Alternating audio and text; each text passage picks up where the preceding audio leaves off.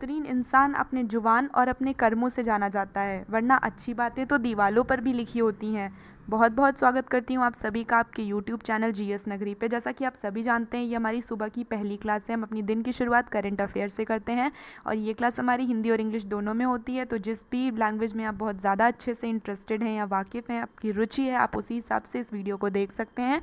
और इस क्लास के ख़त्म होने के बाद में अगर आपको इस क्लास में पढ़ाई हुई PDF चाहिए तो नीचे डिस्क्रिप्शन बॉक्स में जाकर के वहाँ से डाउनलोड कर सकते हैं। और साथ ही साथ अगर आप हमसे इंस्टाग्राम पर जुड़ना चाहते हैं तो इंस्टाग्राम पे हमारी ID जीएस नगरी के नाम से, वहाँ पर जाकर के हमें फॉलो कर सकते हैं। या टेलीग्राम के स्टडी ग्रुप से जुड़ने के लिए टेलीग्राम के लोगों पर क्लिक कर सकते हैं। और अगर व्हाट्सएप से जुड़ना है तो आप हमें हमारे नंबर पर मैसेज कर सकते हैं। नंबर आपको यहाँ पर दिया हुआ है 8090636447। और अगर हमसे फेसबुक पे ऐड होना चाहते हैं तो फेसबुक के लोगों पर क्लिक कर सकते हैं या वहाँ पर जाकर के जीएस नगरी स्टडी ग्रुप ढूंढ सकते हैं। इसके ज़रिए आप हमसे जुड़ सकते हैं और अपने सवाल हमसे पूछ सकते हैं। तो चलिए फिर हम अपनी वीडियो स्टार्ट करते हैं, अपनी क्लास को शुरू करते हैं। पहली करंट है हमारी, उत्तराखंड गवर्नमेंट स्टार्ट्स मुख्यमंत्री स्वरोजगार योजना फॉर रिटर्नी माइग्रेंट्स। ठीक है, हम सभी जानते हैं कि इस कोविड-19 की महामारी के चलते हुए भारत बंद हो गया था और सारे प्रवासी मजदूर अपने अपने राज्य में वापस लौटने लगे थे। तो उसी को देखते हुए उत्तराखंड सरकार ने एक योजना लाई है प्रवासी मजदूरों के लिए, जिसका नाम है मुख्यमंत्री स्वरोजगार योजना। ये देखिए, ये आपको लर्न करना पड़ेगा कि उत्तराखंड सरकार कौन सी योजना लाई है। उसका नाम है मुख्यमंत्री स्वरोजगार योजना। किसके लिए है? ये लौटे हुए उन प्रवासी मजदूरों के लिए है जिन्होंने काम के चलते हुए अपने राज्य को छोड़ दिया था। ठीक है, अच्छा, अब ये देख लेते हैं कि उत्तराखंड के CM यानी मुख्यमंत्री का नाम क्या है। उनका नाम है त्रिवेंद्र सिंह रावत। ठीक है, उत्तराखंड के CM का नाम है त्रिवेंद्र सिंह रावत। इन्होंने इस योजना को, इसका उद्घाटन किया, इसको इनॉग्रेट किया। ये देखिए, इनॉग्रेटेड द मुख्यमंत्री स्वरोजगार योजना फॉर रिटर्न माइग्रेंट। और ये योजना किसके लिए? प्रवासी मजदूरों के लिए। मैंने अभी आपको यहाँ पे बताया। और इस प्रोजेक्ट का मुख्य उद्देश्य क्या है? इस प्रोजेक्ट का मुख्य उद्देश्य है कि यह जो है रोज़गार देगा। ठीक है, सेल्फ एम्प्लॉयमेंट देगा, रोज़गार की बहुत सारी अवसर देगा उन युवाओं को जो दूर से लौटे हैं या दूसरे राज्यों से लौटे हैं। ठीक है, और ख़ासकर उन मज़दूरों को और कामगारों को जो कुशल रखते हैं। ठीक है, जो किसी भी फील्ड में किसी भी तरह से अपने आप को बहुत ही कुशल तरह के युवा हैं। ठीक है, जिनके पास टैलेंट है, उन सबको काम देगा और काम के अवसर देगा। कहाँ पर? उत्तराखंड में। ठीक है, आर्टिजन्स को, हैंडीक्राफ्ट्स को और अनएम्प्लॉयड यूथ को, मतलब कामगारों को, मजदूरों को, व्यवसायियों को। इस स्कीम के तहत फैसिलिटी मिलेगी जिससे क्रेडिट लिया जा सकेगा। ठीक है, कौन कौन से बैंकों से? नेशनलाइज मतलब राष्ट्रीयकृत बैंकों के माध्यम से ऋण की सुविधा उपलब्ध होगी, सहकारी बैंकों द्वारा ऋण की सुविधा उपलब्ध होगी और अनुसूचित वाणिज्यिक बैंक द्वारा क्रेडिट की सुविधा उपलब्ध होगी या ऋण ले सकते हैं। ठीक है, कौन ले सकता है? जो प्रवासी मजदूर हैं, कामगार हैं और व्यवसायी हैं। ठीक है, जो दूसरे राज्यों में काम की तलाश में पहले चले गए थे और भारत बंद के चलते वापस अपने राज्य लौट आए हैं, यानी उत्तराखंड लौट आए हैं, उनके लिए यह योजना लाई गई है जिसका नाम है मुख्यमंत्री स्वरोजगार योजना। और उत्तराखंड के CM का नाम क्या है? त्रिवेंद्र सिंह रावत। ठीक है, मैं क्लियर कर देती हूँ, देख लीजिए, मैंने इंपॉर्टेंट बस सब कुछ बता ही दिया है। पहले तो CM का लर्न करना है, नेम। ठीक है, और योजना का नाम लर्न करना है। और ये किसके लिए है? प्रवासी मजदूरों के लिए है जो दूसरे राज्यों से वापस आए हैं। ठीक है, और इसमें क्या होगा? लोन ले सकते हैं इस स्कीम के तहत प्रवासी मजदूर, कामगार और व्यवसायी जो हैं। कौन कौन से बैंकों से? राष्ट्रीयकृत बैंकों से ले सकते हैं, अनुसूचित वाणिज्यिक बैंकों से ले सकते हैं और सहकारी बैंकों से ले सकते हैं। ठीक है, आगे देखें, ये योजना क्या है? व्हाट इज़ मुख्यमंत्री स्वरोजगार योजना? चलिए देखते हैं कि ये योजना क्या है। यह योजना है, यह एक सेल्फ एम्प्लॉयमेंट की योजना है, मतलब यह एक स्वरोजगार के अवसर देने वाली योजना है। जो स्वरोजगार के अवसर किसको देगी? हमारे यूथ को देगी, मतलब युवा को देगी। उनको एक तेज़ी देगी। ठीक है, उनको बढ़ावा देगी कि वो वापस अपने राज्य में आएँ। ठीक है, काम की तलाश में बाहर जाने की कोई ज़रूरत नहीं, आप वापस राज्य में आइए और यहाँ पर अपना रोज़गार तलाशिए, क्योंकि उत्तराखंड सरकार आपके लिए बहुत सारे स्वरोजगार के अवसर लेके आई है। ठीक है, और स्पेशली टू इंटरप्रेन्योर्स का मतलब व्यवसायी। ठीक है, खासकर व्यवसायियों के लिए जो वापस उत्तराखंड लौट आए हैं, और उनको बढ़ावा देगी। किसको? जो कुशल एवं अकुशल कारीगर हैं। ठीक है, स्किल्ड एंड अनस्किल्ड आर्टिजन्स, मतलब कुशल एवं अकुशल कारीगर हैं, हैंडीक्राफ्ट्स हैं और अनएम्प्लॉयड यूथ है, जो बेरोज़गार युवा है, उत्तराखंड का जो लौट के राज्य में आया है उनको ये अवसर देगी, स्वरोजगार का अवसर देगी, ताकि वो अपना बिजनेस या अपना कोई भी धंधा खुद से शुरू कर सकें। ठीक है, इसके बारे में जो जानकारी है वो हर गांव तक पहुंचाई जाएगी। ठीक है, information about this scheme will be convey to every village, मतलब उत्तराखंड के हर छोटे से बड़े गांव में इस स्कीम के बारे में वहां के युवाओं को बताया जाएगा, ताकि उन लोगों को इस योजना का, इस स्कीम का फ़ायदा मिल सके। ठीक है, ये वाइडली पब्लिश की जाएगी, जो पब्लिक रिप्रेजेंटेटिव्स हैं, ठीक है, पब्लिक रिप्रेजेंटेटिव्स के माध्यम से, यानी जनप्रतिनिधियों के माध्यम से व्यापक रूप से या पूरी तरह से हर गांव में, उत्तराखंड के हर छोटे से छोटे और दूर दराज गांवों में इस स्कीम के बारे में लोगों को बताया जाएगा। ठीक है, ताकि ज़्यादा से ज़्यादा लोग, मैक्सिमम नंबर ऑफ़ विलेजर्स, ज़्यादा से ज़्यादा गांव में रहने वाले लोग इस योजना का लाभ उठा सकें। ठीक है, इसके लाभार्थी बन सकें। इस स्कीम के तहत जो डिस्ट्रिक्ट मजिस्ट्रेट यानी कि डीएम होगा वो सारी बैंकों के साथ में काम करेगा। ठीक है, सारी बैंकों के साथ काम करेगा, और क्या इससे क्या फ़ायदा होगा कि जो लाभार्थी हैं इस स्कीम के तहत, जो लोग लाभ उठाना चाहेंगे, उनको लोन लेने में आसानी रहेगी। ठीक है, do have any problem in taking a loan, the migrants who apply under this program will get quick approach. ठीक है, जो भी माइग्रेंट्स हैं, जो भी प्रवासी हैं, वो इस प्रोग्राम यानी इस स्कीम के तहत अगर अप्लाई करते हैं, सरकार से रजिस्ट्रेशन करवाते हैं, उनको तुरंत से तुरंत लोन लेने की सुविधा उपलब्ध होगी। ठीक है, अब ये बहुत ही जल्दी इनको लोन मिलेगा और तुरंत सब्सिडी मिलेगी, जो कि 25% होगी किसके लिए, 25% होगी पहाड़ी जिलों से आने वाले लोगों के लिए, और 15% होगी मैदानी जिलों से आने वाले लोगों के लिए। ठीक है, उत्तराखंड में जो लोग इस योजना के लिए रजिस्टर करेंगे, ठीक है, उनको 25% मिलेगा, जो पहाड़ी जिलों के लोग हैं सब्सिडी मिलेगी, और 15% सब्सिडी मैदानी जिलों के लोगों को मिलेगी। ठीक है, इसके लिए क्या अहर्ताएँ हैं, इसके लिए 18 साल की उम्र का होना ज़रूरी है। ठीक है, यानी अगर आप इससे छोटे हैं तो आप इस स्कीम का फ़ायदा नहीं उठा सकते हैं। आपको 18 साल की उम्र का होना ज़रूरी है इस स्कीम का फ़ायदा उठाने के लिए।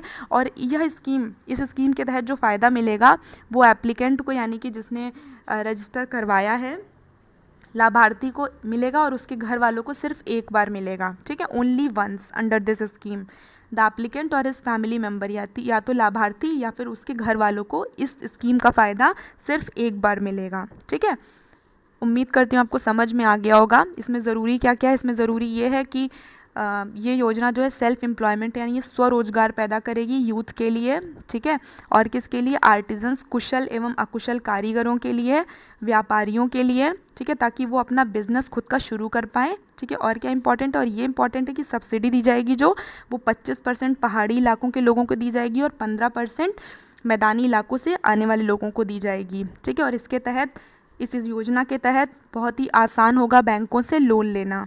ठीक है, और इसके लिए अहर्ताएँ क्या क्या हैं, 18 साल की उम्र का होना अनिवार्य है। ठीक है, अगर आप 18 साल के हैं तभी आप इस योजना का लाभ उठा सकते हैं, और इस योजना के लिए लाभ उठाने के लिए लाभार्थी या फिर उसके घर वाले सिर्फ एक बार इस योजना का लाभ उठा सकते हैं। ठीक है, आगे देखते हैं इस करंट से निकल के इंपॉर्टेंट चीज़ें जो 3 हैं, वो हैं कि उत्तराखंड कब बना। ठीक है, उत्तराखंड राज्य कब बना। पहले उत्तराखंड और उत्तर प्रदेश एक में ही हुआ करते थे, अगर आपको पता हो। उसके बाद में दोनों का विभाजन हो गया और उत्तराखंड अलग हो गया। कब हुआ, 9 नवंबर सन 2000 में। ठीक है, उत्तराखंड राज्य का स्थापन कब हुआ, 9 नवंबर सन 2000 में। ठीक है, और उत्तराखंड की राजधानी क्या है, देहरादून। वहाँ के गवर्नर का क्या नाम है, बेबी रानी मौर्य। ठीक है, ये तीनों चीज़ें बहुत ज़्यादा ज़रूरी हैं, और आप कहीं लिख लीजिएगा ताकि आपको याद हो जाए। मैंने आपको याद करने का तरीका बताया है कि आप एक बार लिख के कहीं अपने सामने जहाँ आप पढ़ते हैं बैठ के वहाँ चिपका लीजिए। दिन में 2 बार देखेंगे तो आपको ये रट जाएगा। ठीक है, फिर आपसे कोई सोते सोते भी पूछेगा तो भी आप उसको बता देंगे। उत्तराखंड राज्य कब फॉर्म हुआ था, 9 नवंबर सन 2000 में। इसकी कैपिटल क्या है, राजधानी है देहरादून। यहाँ की गवर्नर कौन है, बेबी रानी मौर्य। ठीक है, आगे देखते हैं। अगली करंट है हमारी, SAI's extend Sandeep Pradhan tenure as DG for 2 year. ठीक है, साई ये एक स्पोर्ट है। ठीक है, ये एक खेल का प्राधिकरण है साई। ठीक है, इसने बढ़ाया है संदीप प्रधान। ठीक है, संदीप प्रधान का कार्यकाल 2 साल के लिए बढ़ा दिया है। ठीक है, संदीप प्रधान का कार्यकाल, टेन्योर मतलब होता है कार्यकाल, जो 2 साल के लिए बढ़ा दिया है साई ने।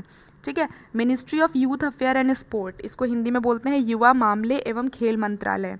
ठीक है। इसने टेन्योर यानी कार्यकाल बढ़ा दिया है संदीप प्रधान का डायरेक्टर जनरल के तौर पे। डीजी का फुल फॉर्म होता है डायरेक्टर जनरल, ठीक है।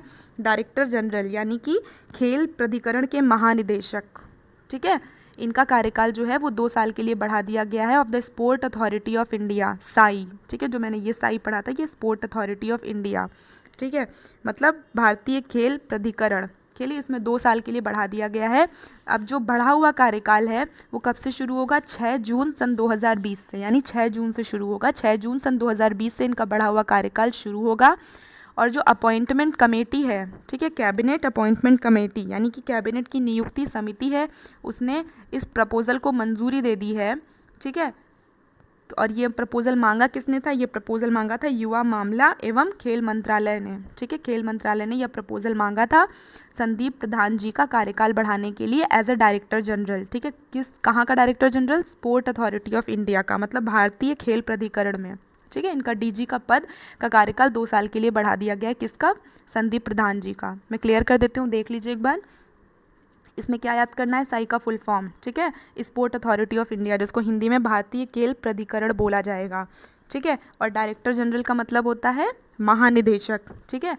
तो भारतीय खेल प्राधिकरण के महानिदेशक के तौर पर संदीप प्रधान जी का कार्यकाल 2 साल के लिए बढ़ा दिया गया है, ठीक है। आगे देखते हैं जो इस करंट से निकल के इंपॉर्टेंट चीज़ें आ रही हैं। स्पोर्ट अथॉरिटी ऑफ इंडिया यानी कि साई, साई का मुख्यालय कहाँ पर है? दिल्ली में है, ठीक है। दिल्ली में साई का मुख्यालय है। और इसकी स्थापना कब हुई थी? साई की 25 जनवरी, ठीक है, 25 जनवरी सन 1984 में इसकी स्थापना हुई थी। 25 जनवरी सन 1984, देख लीजिए आप लोग इसको कि इसका मुख्यालय कहाँ है साई का? दिल्ली में। और इसकी स्थापना कब हुई थी? 25 जनवरी सन 1984 में, ठीक है। आगे देखते हैं, अगली करंट है हमारी, एमपी गवर्नमेंट स्टार्ट्स रोजगार सेतु स्कीम फॉर स्किल्ड वर्कर, ठीक है। मध्य प्रदेश सरकार ने एक नई स्कीम चलाई है, शुरू की है, जिसका नाम है रोजगार सेतु, ठीक है। आप देख रहे होंगे यहाँ पे लिखा है हेडिंग में हमारी, रोजगार सेतु स्कीम लाई है किसके लिए? जो कुशल कामगार हैं, ठीक है। कुशल कामगार जो दूसरे राज्यों में गए थे काम करने के लिए, अपने व्यवसाय के लिए, वो वापस लौट के जब अपने राज्य आ गए हैं तो मध्य प्रदेश की सरकार ने उनके लिए एक स्कीम चलाई है, उसकी शुरुआत की है, जिसका नाम है रोजगार सेतु, ठीक है। पहले ये देख लीजिए, रोजगार सेतु की स्कीम चलाई है। और मध्य प्रदेश के मुख्यमंत्री कौन है? उनका नाम है शिवराज सिंह चौहान। मैं ऑफनली आपको ये चीज़ बताती रहती हूँ, बहुत जल्दी जल्दी जब मैं करंट बनाती हूँ और मध्य प्रदेश से रिलेटेड कोई भी करंट होती तो मैं उसमें आपको वहाँ के मुख्यमंत्री का नाम ज़रूर मेंशन करती हूँ, ठीक है। उनका नाम है शिवराज सिंह चौहान, यानी कि मध्य प्रदेश के मुख्यमंत्री शिवराज सिंह चौहान ने कुशल कामगारों के लिए एक नई स्कीम की शुरुआत की है, जिसका नाम है रोजगार सेतु, ठीक है। ये देखिए लिखा हुआ है। ये कैसे मदद करेगी? ये मदद करेगी लोगों की, कैसे? उनका जो रोज़गार है उसको सिक्योर करने में, ठीक है, उनके एम्प्लॉयमेंट को सिक्योर करने में, ठीक है। जो वो काम करेंगे उसको सिक्योर करेगा कि कहीं ऐसा ना हो कि फिर से कोई आपदा आए और उनसे उनका काम छिन जाए, ठीक है। और for the skilled workers who have return to the state, मैंने अभी आपको बताया कि जो दूसरे राज्यों से आए हैं, तो आप जानते होंगे कि क्यों आए हैं, क्योंकि कोविड-19 महामारी की वजह से भारत बंदी हो गई थी, तो इसलिए सभी लोग जो प्रवासी थे वो अपने राज्यों में लौट आए हैं। उनके लिए रोज़गार के तौर पर शिवराज सिंह चौहान ने एक नई स्कीम शुरू की है, जिसका नाम है रोज़गार सेतु मध्य प्रदेश में, ठीक है। इसके लिए एक पोर्टल बनाया गया है, जिसका नाम है मध्य प्रदेश रोज़गार सेतु पोर्टल, ठीक है। क्या नाम है? मध्य प्रदेश रोजगार सेतु पोर्टल, जिसमें सभी बेरोजगार प्रवासी जो दूसरे राज्यों से लौट कर आए हैं वो अपने लिए रोजगार की तलाश कर सकते हैं, ठीक है, अपनी कुशलता को देखते हुए। जिस भी चीज़ में वो बहुत ही ज़्यादा अच्छे हैं, जिसमें वो कुशलता हासिल किए हुए हैं, उसमें वो अपने लिए रोज़गार देख सकते हैं। कौन से पोर्टल पे? एमपी रोजगार सेतु पोर्टल पे। मैं क्लियर कर देती हूँ, देख लीजिए इसमें इंपॉर्टेंट क्या क्या है। इसमें इंपॉर्टेंट है कि मध्य प्रदेश के चीफ मिनिस्टर का नाम क्या है? शिवराज सिंह चौहान, ठीक है। इन्होंने नया पोर्टल लाया है जिसका नाम है रोजगार सेतु, ठीक है। और इसके लिए पोर्टल बनाया है एमपी रोजगार सेतु पोर्टल, जिस पर जा करके जो प्रवासी बेरोजगार मजदूर हैं और कामगार हैं वो अपने लिए एम्प्लॉयमेंट या रोज़गार तलाश सकते हैं अपनी कुशलता को देखते हुए, ठीक है। जिस भी फील्ड में, जिस भी क्षेत्र में उन्हें कुशलता हासिल है, वो उस फील्ड में जा कर के अपने लिए रोज़गार की तलाश इस पोर्टल के ज़रिए कर सकते हैं, जिसका नाम है एमपी रोजगार सेतु पोर्टल। आगे देखते हैं, इस करेंट से निकल के जो इम्पोर्टेंट चीज़ आ रही है और इस स्कीम से रिलेटेड है कि ये स्कीम खाली उन्हीं लोगों के लिए लाभार्थी है, मतलब इससे वही लाभार्थी हो पाएंगे जो वहाँ करके एक स्थायी निवासी हैं, ठीक है। जो कामगार और जो मजदूर वहाँ के स्थायी निवासी हैं, कहाँ के, मध्य प्रदेश के, ठीक है। जो मजदूर मध्य प्रदेश के स्थायी निवासी हैं, सिर्फ वही इस योजना का, इस स्कीम का लाभ उठा सकेंगे। साथ में उनके और अगर उनके पास समग्र आईडी है, ठीक है, और अगर नहीं है तो वो उसको बनवा सकते हैं। और इसकी आखिरी तारीख है एप्लीकेशन सबमिट करने की 3 जून सन 2020। यानी इस स्कीम के ज़रिए अगर आपको काम चाहिए तो आखिरी तारीख जब आप अपनी एप्लीकेशन डाल सकते हैं वो है 3 जून सन 2020। और इसके लिए समग्र आईडी होनी चाहिए या फिर वो कामगार, ठीक है, वहाँ मध्य प्रदेश का स्थायी निवासी होना चाहिए। आगे देखते हैं, अगली करंट है हमारी इंटरनेशनल एवरेस्ट डे, ठीक है। अंतर्राष्ट्रीय एवरेस्ट दिवस जो है वो 29 मई को मनाया जाता है, ठीक है। मैं करंट आगे देखने से पहले आपको ये बता दूं कि इस दिन की शुरुआत नेपाल ने की थी, ठीक है, और उन दोनों पर्वतारोहियों के लिए की थी जिन्होंने एवरेस्ट पर पहली बार फतह हासिल की थी, जिनका नाम था तेंजिंग नॉर्वे और एडमंड हिलेरी। ये तो आप सभी जानते हैं कि वो दोनों यानी तेंजिंग नॉर्वे और एडमंड हिलेरी पहले पर्वतारोही थे जो एवरेस्ट पर फतह किए थे, ठीक है। उनके लिए ये दिन मनाया जाता है अंतर्राष्ट्रीय एवरेस्ट दिवस, जो कि कब मनाया जाता है, 29 मई को, ठीक है। अब देखते हैं अपनी करंट में क्या लिखा है। ये ऑब्ज़र्व किया जाता है 29 मई को, ठीक है। जो नेपाली थे उनका नाम था तेंजिंग नॉर्वे और एडमंड हिलेरी न्यूजीलैंड के थे, ठीक है। जो दो पर्वतारोही थे एडमंड हिलेरी और तेंजिंग नॉर्वे, उसमें से तेंजिंग नॉर्वे नेपाल के थे और न्यूजीलैंड के थे एडमंड हिलेरी, ठीक है। इन दोनों ने क्लाइंब किया था माउंट एवरेस्ट को आज के दिन, ठीक है, 29 मई को सन 1953 में, ठीक है। सन 1953 में 29 मई को, ठीक है, इन्होंने एवरेस्ट पर फतह हासिल की थी, ठीक है। कौन कौन थे, नेपाल के तेंजिंग नॉर्गे और न्यूजीलैंड के एडमंड हिलेरी, ठीक है। ये पहले इंसान थे जिन्होंने यह फतह की थी, ठीक है। इनसे पहले कोई भी वहाँ तक नहीं गया था, ये सबसे पहले वहाँ पहुँचे थे। आगे देखते हैं, नेपाल डिसाइडेड, मैंने अभी आपको पहले ही बताया था कि नेपाल ने इस दिन को मनाने की शुरुआत की थी, कब से, सन 2008 से, ठीक है। अंतर्राष्ट्रीय एवरेस्ट दिवस की शुरुआत नेपाल ने की थी और पहली बार जब ये मनाया गया था वो मनाया गया था सन 2008 में, ठीक है, जब एडमंड हिलेरी जी, ठीक है, उनकी मृत्यु हो गई थी। उसके बाद से दिन मनाया जाने लगा, जो बहुत ही प्रतिष्ठित क्लाइंबर थे, ठीक है, बहुत ही प्रतिष्ठित पर्वतारोही हिलेरी जी की मृत्यु हो गई थी, ठीक है। एवरेस्ट डे ऑन 29 में every year in the memory of first summit, इस दिन को हर साल 29 मई को मनाया जाता है उन्हीं की याद में, ठीक है।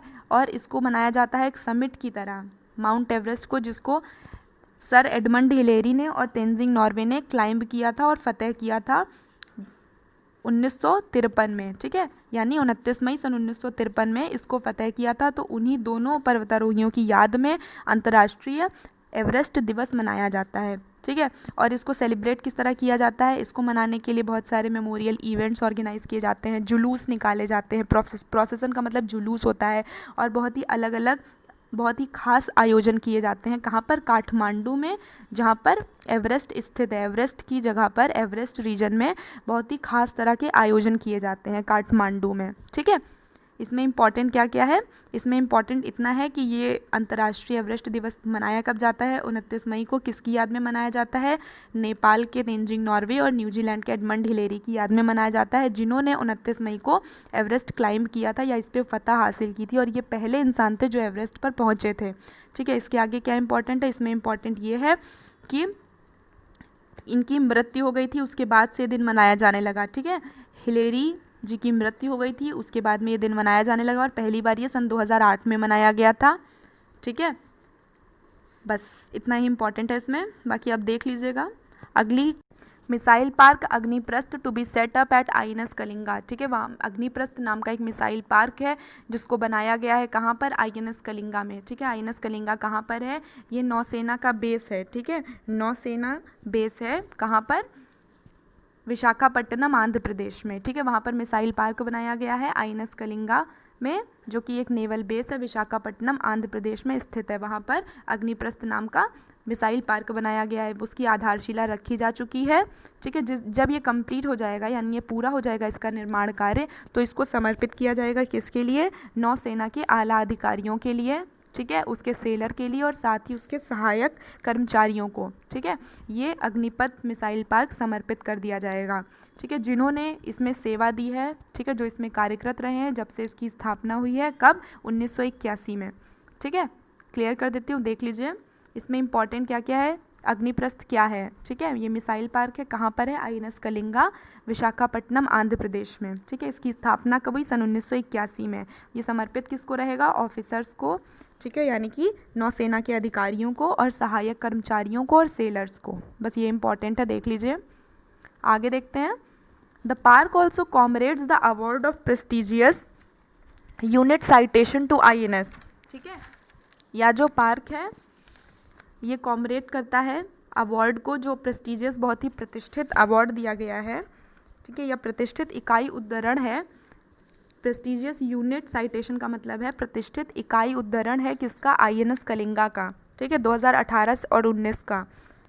ठीक है, ये स्वागत करता है उन सभी पुरस्कारों का जो वहाँ की इकाई को मिले हैं, वहाँ की प्रतिष्ठित इकाई उद्धरण को मिले हैं 2018 और 2019 में। ठीक है, इसका उद्देश्य क्या है, इसका उद्देश्य है कि ये सभी वो जो मिसाइलें नौसेना में यूज़ होती हैं, ठीक है, जिनका इस्तेमाल होता है नौसेना में, जिन मिसाइलों का, उनकी झलक दिखाना, उनके इतिहास को दिखाना।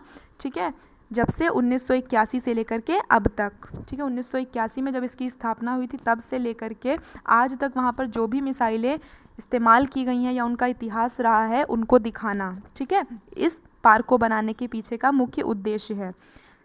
इसको सेटअप किया गया है जिसमें मिसाइल्स की तरह, मतलब उनकी मिसाइल्स की परछाई और साथ ही साथ में वो उपकरण जो ज़मीन पर सेना का समर्थन करते हैं उनको दिखाया गया है, उनका प्रदर्शन करने के लिए भी इसको बनाया गया है। ठीक है, इसका एम क्या है, मतलब इसका उद्देश्य क्या है। पहला तो है कि जो मिसाइलें जब से इसकी स्थापना हुई है INS कलिंगा की सन 1981 में, तब से लेकर के जो मिसाइल्स का इतिहास आज तक रहा है उनको दिखाना, उनको प्रदर्शित करना, और इसके साथ में ही जो मिसाइल्स और उपकरण जो ज़मीन पर सेना का समर्थन करते हैं उन सब का इवोल्यूशन दिखाना। ठीक है, लोगों को दिखाना, उसके बारे में जानकारी देना।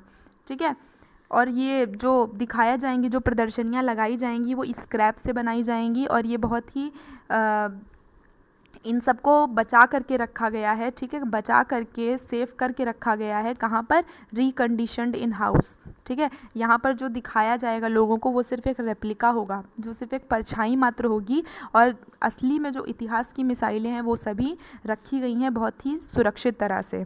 ठीक है, आगे देखिए, 2 मेगावाट सोलर फोटोवोल्टेइक प्लांट, ये इंपॉर्टेंट है तो इसको ज़रा ध्यान से देख लीजिए। ठीक है, 2 मेगावाट का फोटोवोल्टेइक संयंत्र भी चालू किया गया है इसके साथ में। जब आधारशिला रखी गई थी तो उसमें सौर फोटोवोल्टेइक संयंत्र भी चालू किया गया था, कहाँ पर, INS कलिंगा में। और इसको किसने चालू किया था, वाइस एडमिरल ने, जिनका नाम है अतुल कुमार जैन। ठीक है, अतुल कुमार जैन जो कि वाइस एडमिरल हैं, इन्होंने सौर फोटोवोल्टेइक संयंत्र भी चालू किया था यहाँ पर।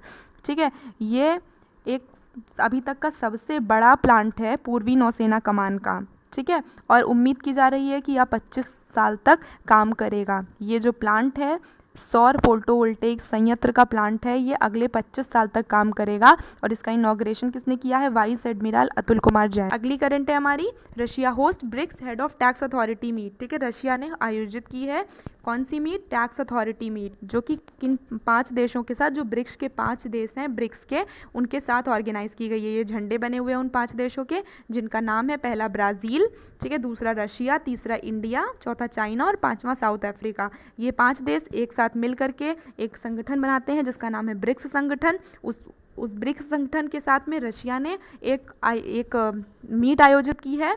ठीक है, कौन सी जगह किसने ऑर्गेनाइज की, रशिया के फेडरल टैक्स सर्विस ने। रशिया के फेडरल टैक्स सर्विस ने ब्रिक्स देशों के साथ मिल करके एक टैक्स अथॉरिटी मीट ऑर्गेनाइज की, कब, 29 मई को। ठीक है, और ये क्यों ऑर्गेनाइज की गई, ये ऑर्गेनाइज़ की गई कोविड-19 महामारी को देखते हुए। जो दिक्कतें आ रही हैं, कर संबंधित दिक्कतें आ रही हैं 5 देशों में, उनमें एक दूसरे के सहयोग के लिए। ठीक है, ताकि 5 देश एक दूसरे का सहयोग कर सके संभावित क्षेत्रों में और कर संबंधित दिक्कतों को दूर किया जा सके। इसलिए रशिया ने यह मीट आयोजित की ब्रिक्स देशों के साथ में। ठीक है, और रशिया फ़िलहाल अभी ब्रिक्स में अध्यक्ष पद संभाल रहा है। ठीक है, ब्रिक्स देशों में रशिया अभी अध्यक्ष पद संभाल रहा है। मैं क्लियर कर देती हूँ, देख लीजिए एक बार। इसमें इंपॉर्टेंट क्या है, ब्रिक्स के वो 5 देशों के नाम इंपॉर्टेंट हैं, Brazil, Russia, India, China and south Africa, ये इंपॉर्टेंट है। और मीट हुई वो कब हुई, 29 मई को हुई। और किसने ऑर्गेनाइज़ की, रूस की फेडरल टैक्स सर्विस ने ऑर्गेनाइज़ की। और क्यों ऑर्गेनाइज़ की, जो टैक्स के मैटर पे यानी कि कर के मैटर में, कर में जो दिक्कतें आ रही हैं पांचों देशों को, तो वो एक दूसरे के सहयोग से संभावित क्षेत्रों में अपनी इकोनॉमी को, अर्थव्यवस्था को आगे बढ़ा सके, इसलिए ये मीट आयोजित की गई रशिया द्वारा। ठीक है, और रशिया फिलहाल ब्रिक्स में एक अध्यक्ष पद संभाल रहा है। ठीक है, आगे देखते हैं। The meeting was scheduled to be held in Moscow. ठीक है, ये जो मीटिंग थी इसको शेड्यूल किया गया था, शेड्यूल के हिसाब से ये मॉस्को में होनी थी, लेकिन कोविड-19 महामारी के चलते इसको वीडियो कॉन्फ्रेंस के ज़रिए करना पड़ा।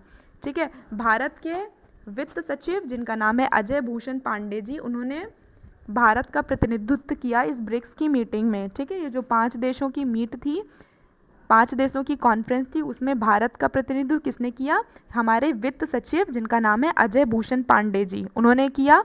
ठीक है, और उन्होंने वहाँ पर भारत का पक्ष रखा और कहा कि भारत जो है वो सपोर्ट करेगा, वो सहयोग करेगा, जो भी काम ब्रिक्स के सारे देश मिल करके करेंगे और सभी को आर्थिक सहयोग में संभावित रूप से और संगठित रूप से विकास करने में मदद करेगा। ठीक है, आर्थिक सहयोग करेगा और विकास में संगठित रूप से मदद करेगा ब्रिक्स देशों की। ठीक है, और G20 प्रोजेक्ट पर उन्होंने ये एड्रेस करते हुए बोला कि डिजिटलीकरण द्वारा जो चुनौतियां उत्पन्न हो रही हैं उनका समाधान निकाला जाए और उन पर नए रूल्स बनाए जाएं। ठीक है, जो कि निष्पक्ष हों और सरल हों, फेयर एंड सिंपल, मतलब निष्पक्ष हों और सरल हों।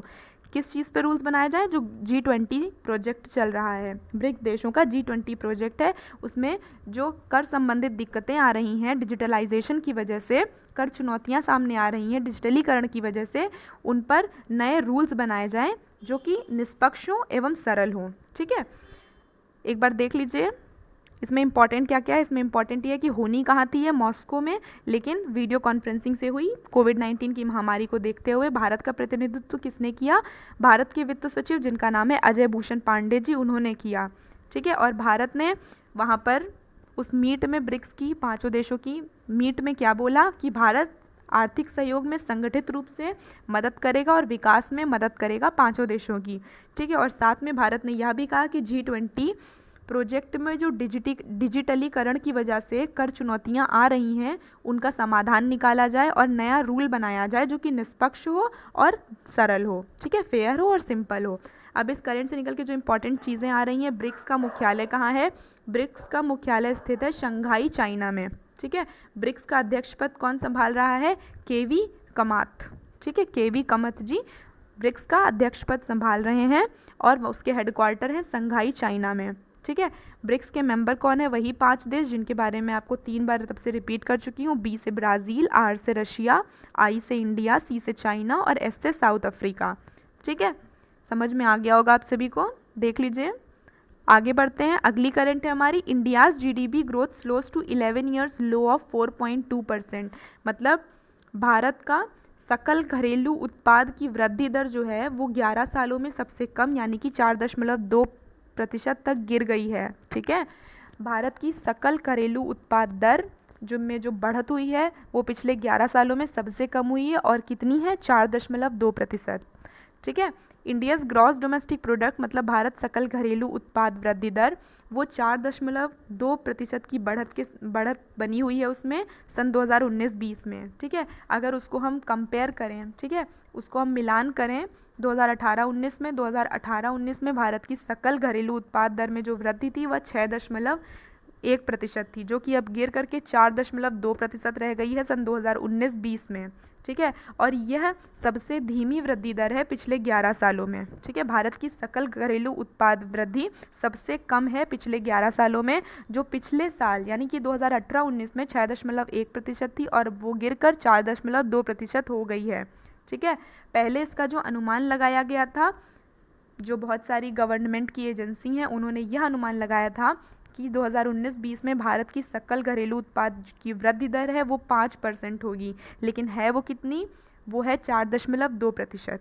ठीक है, देख लीजिए, इसमें इंपॉर्टेंट ये है कि 2018-19 में कितनी थी, 2018-19 में 6.1% थी और 2019-20 में कितनी है, 4.2%। 4.2% की बढ़त के साथ भारत की यह वृद्धि दर 11 साल में सबसे कम है। ठीक है, आगे देखते हैं। India's gross domestic product growth in fourth quarter. ठीक है, चौथी क्वार्टर है जो, ठीक है, चौथी क्वार्टर में इसको एस्टिमेट किया जा रहा है, इसका अनुमान लगाया जा रहा है कि 4.2 से ज़्यादा गिर करके ये 3.1% ही रह जाएगी। ठीक है, जो कि पिछले अगर फोर्थ क्वार्टर में देखें यानी कि 2018-19 साल में इसी क्वार्टर में जो थी 5.7%, अब वो गिर करके 3.1% ही रह जाएगी। ठीक है, आगे इसमें है कि जो स्लो ग्रोथ रेट है, जो ये हमारी बहुत ही धीमी वृद्धि दर है, इससे प्रति व्यक्ति आय जो है वो 1 लाख का भी आंकड़ा नहीं पार कर पा रही है। ठीक है, प्रति व्यक्ति आय का अगर अनुमान किया जाए तो इस साल वो 1 लाख का आंकड़ा पार करने में असमर्थ दिख रही है, असमर्थ है। ठीक है, और इसका सीधा सीधा असर, इस गिरावट का सीधा सीधा असर उन लोगों पर होगा, उन लोगों पर पड़ेगा जिन्होंने अपने बचत खाते यानी कि जो सेविंग अकाउंट उन्होंने बैंक में खोले थे उनको बंद करवा दिया है, जिसकी वजह से बैंक में जो जमा राशि है वो उसमें गिरावट आ चुकी है 53% की। ठीक है, बैंक में जो बैंक डिपॉजिट था यानी कि बैंक में जो जमा राशि थी उसमें 53% की गिरावट आ चुकी है और इसका सीधा सीधा असर उन लोगों में पड़ेगा जिन्होंने अपने बैंक में सेविंग अकाउंट खोले थे, उनको इसका भारी नुकसान उठाना पड़ेगा। ठीक है, मैं इसको क्लियर कर देती हूँ, आप देख लीजिए। इसमें इंपॉर्टेंट ये है कि जो आने वाला चौथा क्वार्टर है इस साल का 2019-20 का, उसमें इसको अनुमान किया जा रहा है कि 3.1% तक इसमें गिरावट होगी, जो कि अगर हम इसकी तुलना पिछले साल के आखिरी क्वार्टर से करें साल के, तब यह 5.7% थी। ठीक है, और देखा जाए तो प्रति व्यक्ति आय भारत में 1 लाख का आंकड़ा भी नहीं पार कर पा रही है, उसको पार करने में भी असमर्थ है। ठीक है, और इसका सीधा सीधा असर उन लोगों पे पड़ेगा जिन्होंने अपना सेविंग अकाउंट बैंक में विड्रॉ करवा दिया है, जिससे कि बैंक में जो जमा राशि है वो 53% की गिरावट के साथ में मौजूद है। ठीक है, देख लीजिए, उम्मीद करती हूँ आप सभी को सब समझ में आ रहा होगा। अगली करंट है हमारी, वाडा hands 4-year ban to Karanjit Kaur for doping. ठीक है, सबसे पहले मैं आपको ये बता दूं कि वाडा क्या है। ठीक है, वाडा ये विश्व की एंटी डोपिंग एजेंसी है, मतलब ये विश्व की एंटी डोपिंग संस्था है जो खिलाड़ियों का हर साल हर प्रतियोगिता से पहले टेस्ट करती है कि वो कहीं डोप तो नहीं ले रहे हैं, मतलब डोपिंग तो नहीं कर रहे हैं। डोपिंग में एक तरह की दवाई होती है जो दी जाती है जिससे लेना मना होता है। ठीक है, जिससे आधिकारिक रूप से लेना मना होता है, लेकिन इससे खिलाड़ी क्यों लेते हैं, इसको लेने से खिलाड़ियों के अंदर जो क्षमता है वो बढ़ जाती है, तो इससे जो बाकी के खिलाड़ी हैं जो डोपिंग नहीं करते हैं उनके साथ अन्याय होता है, इसलिए इसको बैन करा गया था। ठीक है, तो वाडा ने जो टेस्ट किया है किसका, किरणजीत कौर का। ठीक है, ये भारत की एक रनर हैं, लंबी दौड़ की खिलाड़ी हैं ये, जिनका नाम है किरणजीत कौर। ये डोपिंग टेस्ट में पॉजिटिव पाई गई हैं। ठीक है, इनको डोप लेते हुए पाया गया है तो इन पर 4 साल का बैन लगा दिया गया है। किसने लगाया है, वर्ल्ड एंटी डोपिंग एजेंसी, वाडा का फुल फॉर्म होगा वर्ल्ड एंटी डोपिंग एजेंसी यानी विश्व एंटी डोपिंग संस्था। ठीक है, 4 साल का बैन लगा दिया है किस पर, करणजीत कौर पे, क्योंकि ये डोपिंग में आरोपी पाई गई। ठीक है, ये भारत की लंबी दौड़ खिलाड़ी हैं जिनका नाम है किरणजीत कौर। इनको 4 साल का बैन दे दिया है किसने, विश्व एथलेटिक संस्था ने। ठीक है, विश्व एथलेटिक एंटी डोपिंग बॉडी ने, क्योंकि ये पॉजिटिव पाई गई उस सब्सटेंस के लिए, उस चीज़ को खाने के लिए जो बहुत ही पहले बैन हो चुका है। ठीक है, संस्था ने बैन कर दिया था जिसका नाम है एनोबोसाम। ये याद कर लीजिएगा, कई बार पूछा जाता है कि वो कौन सा सब्सटेंस है जो डोपिंग में पाया जाता है खिलाड़ियों में, तो उनको बैन कर दिया जाता है, तो उस सब्सटेंस का नाम है इनोबोसार्म। ठीक है, इनको जो गोल्ड मेडल मिला था टाटा स्टील कोलकाता में, ठीक है, ये टाटा स्टील प्रतियोगिता हुई थी कलकत्ता में, वहाँ पर इनको गोल्ड मेडल मिला था 25 कैरेट का, वो भी इनसे छीन लिया जाएगा। ठीक है, और इनका बैन कब से शुरू हो रहा है, इनका बैन शुरू हो जाएगा 15 दिसंबर सन 2019 से। ठीक है, 15 दिसंबर सन 2019 वो डेट है जब सैंपल खिलाड़ियों के लिए गए थे टेस्ट करने के लिए। ठीक है, चेक करने के लिए खिलाड़ियों के सैंपल 15 दिसंबर 2019 में लिए गए थे, तब से इन पर बैन चालू हो जाएगा। और इनको जो गोल्ड मेडल मिला था टाटा स्टील की प्रतियोगिता में जो कलकत्ता में आयोजित हुई थी, वो इनसे वापस छीन लिया जाएगा और इनको सस्पेंड कर दिया जाएगा विश्व की एथलीट से। ठीक है, वर्ल्ड एथलेटिक्स से इनको सस्पेंड कर दिया जाएगा। 26 फरवरी से, ठीक है, 26 फरवरी को, सॉरी, इनको सस्पेंड कर दिया जाएगा नहीं है, सस्पेंड हो चुकी हैं। 26 फरवरी से इनको विश्व एथलीट से सस्पेंड कर दिया गया है, निकाल दिया गया है, ठीक है। क्या नाम है? किरणजीत कौर, ठीक है। नेशनल डोप टेस्टिंग लेबोरेटरी, जो राष्ट्रीय डोप टेस्टिंग लेबोरेटरी है, has been suspended by anti doping agency, ठीक है। इसको सस्पेंड कर दिया था विश्व की एंटी डोपिंग एजेंसी ने। तो जो कौर के सैंपल थे उनको टेस्ट करने के लिए वाडा ले गया, यानी विश्व की जो एंटी डोपिंग एजेंसी है वो इनके सैंपल को टेस्ट करने के लिए ले गई थी। कहाँ पर टेस्ट हुआ था इनका सैंपल? दोहा में, ठीक है। दोहा एक जगह है, वहाँ पर इनका सैंपल टेस्ट किया गया था। तब इनके ब्लड टेस्ट में एनोबोसाम मिला, ठीक है। एनोबोसाम एक प्रतिबंधित सब्सटेंस है, ठीक है, यह प्रतिबंधित है, इसको खाना अलाउड नहीं है, ठीक है। और ये नॉन स्पेसिफाइड सब्सटेंस है, मतलब ये गैर निर्दिष्ट पदार्थ है जिसको खाने पे प्रतिबंध लगा हुआ है, और वो इनकी खून की जांच में पाया गया, तभी इनको 2 साल के लिए सस्पेंड कर दिया गया है, ठीक है। ये देखिए, सॉरी, 4 साल के लिए सस्पेंड कर दिया गया है, ठीक है। आगे देखते हैं, इस करंट से निकल के जो इंपॉर्टेंट चीज़ आ रही है कि वाडा का अध्यक्ष कौन है? सर क्रैग रेड्डी, ठीक है। सर क्रैग रेड्डी वाडा के अध्यक्ष हैं। इसका हेडक्वार्टर यानी मुख्यालय कहाँ है? मॉन्ट्रियल, कनाडा में, ठीक है। कनाडा के मॉन्ट्रियल में यहाँ का इसका मुख्यालय है। किसका? वाडा का। इसकी स्थापना कब हुई? सन 1999 में 10 नवंबर को, यानी 10 नवंबर सन 1999 में इसकी स्थापना हुई, ठीक है। देख लीजिए एक बार, और अगर आपको और भी कोई सवाल पूछना है तो हमसे पूछ लीजिए, मैं आपको बता दूँ। चलिए फिर आज के लिए इतना ही। वीडियो देखने के लिए बहुत बहुत धन्यवाद, और अगर आपको हमारी वीडियो पसंद आई है तो इसे प्लीज़ लाइक कर दीजिएगा और शेयर कर दीजिएगा। अगर आपके और भी कोई फ्रेंड्स हैं जो पढ़ाई करते हैं यूपीएससी की या फिर किसी भी स्टेट लेवल पीएससी की तैयारी करते हैं तो उनको ये वीडियो शेयर ज़रूर कर दीजिएगा।